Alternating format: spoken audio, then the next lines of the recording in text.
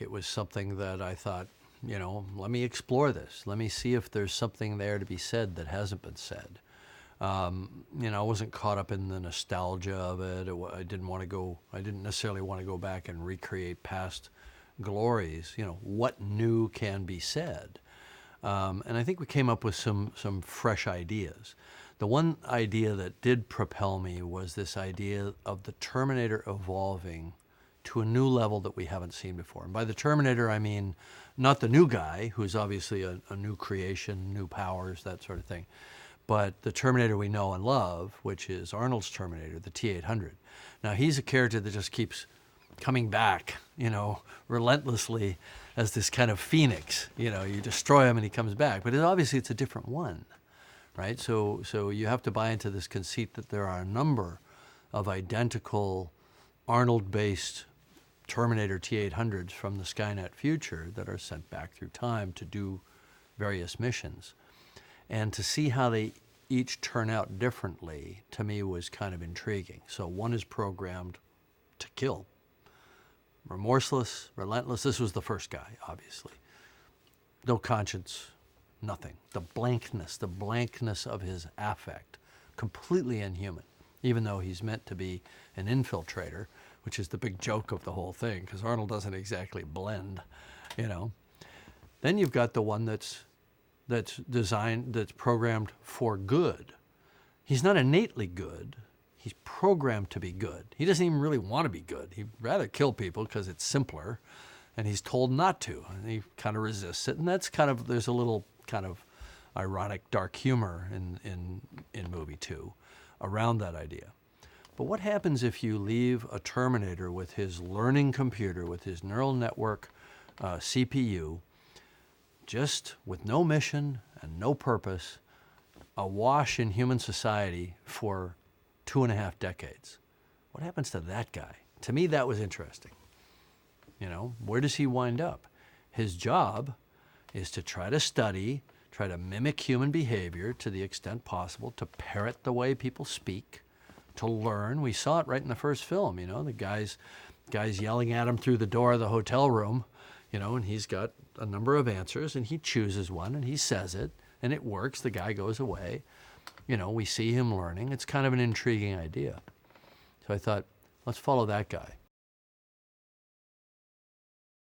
How can a Terminator, how can a machine age? He's not all machine. He's a mixture of machine internal components and a human organic exterior. So of course he's going to age. He can't not age. Organic systems age. It's built into the cells. The telomeres of the cells get shorter, and the system ages. So of course a Terminator is going to age, right up until the part where his outer form dies, falls off, and then you've probably got half a century of this machine walking around. Now we never play that idea out, but of course it's perfectly permissible for there to be an aging Terminator. Because he's human on the outside. I would submit that Sarah Connor is not just one of the first great action heroes, that nobody has really lived up to that since then. There are actresses that have done the physicality that she did, certainly. But the nuanced, dark, crazy, tortured, complex character, the performance that she gave in movie 2, coupled with her physicality, which is what I think stunned everybody, and the things that she got to do, the competence, the clarity of her action, I don't think anybody's done that since. So of course we want to see her come back. Now Linda had to think twice about whether she wanted to try to compete with that, 25-year earlier version of herself, now at the age of, I don't want to say 60-something, 60 plus. The thing that was intriguing for me was there are no prototypes for the character that she plays in Dark Fate in cinema as we know it. I'm sorry. I may be missing something, but show me the 60-something action hero, female. Plenty of 60-something male action heroes, midlife crisis, male action heroes. Some of them are just making a living off of, running around with guns, blowing shit up, still getting the girl at 60, 65, 70, It's kind of silly, really. It's male fantasy, right? Show me the female prototype for that in our cinema. There are plenty of 30-somethings. There's the occasional 40-something. Ain't no 50 or 60-somethings. So that was interesting to me. And I wanted to see it. And I pitched that idea to her. I said, you can be something we haven't seen. That's cool. Well, Legion is the next Skynet, and I think the conceit here is that there is a natural tendency of the universe toward a certain outcome, and that given all the forces at work in human society and human technological development and the forcing factors driving us toward artificial intelligence, which all you have to do is talk to any of the experts on it right now. And everybody wants this. Everybody wants an artificial intelligence equal to humans to help us, to make money, to improve our defense systems and all that stuff. They're all driving toward it. Vladimir Putin has said the country that controls artificial superintelligence will control the world, quote unquote. I don't like it when dictators start talking about controlling the world, even if he's joking, which of course he wasn't.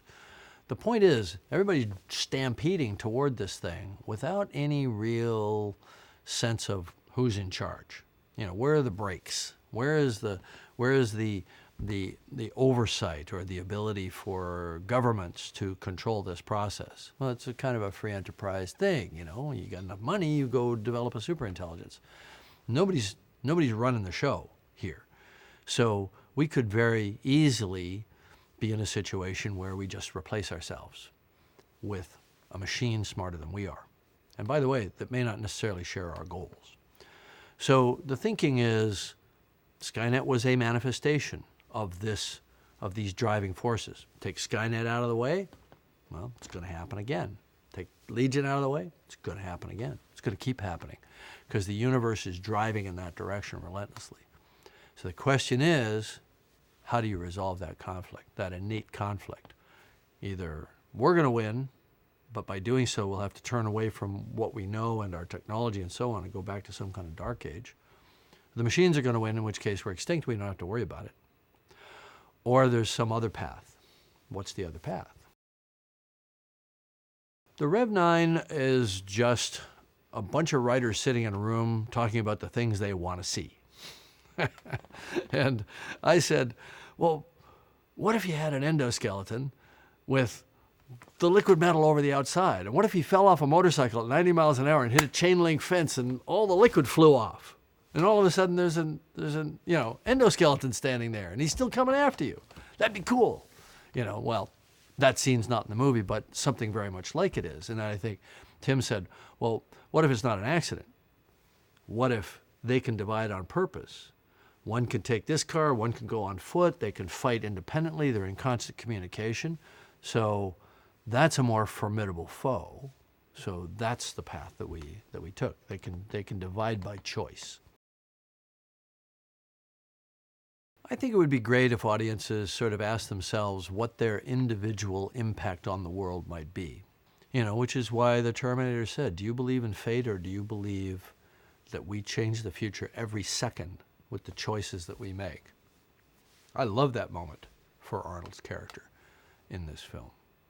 So we should all walk out of that movie and ask ourselves, are we making the future every second with every choice that we make?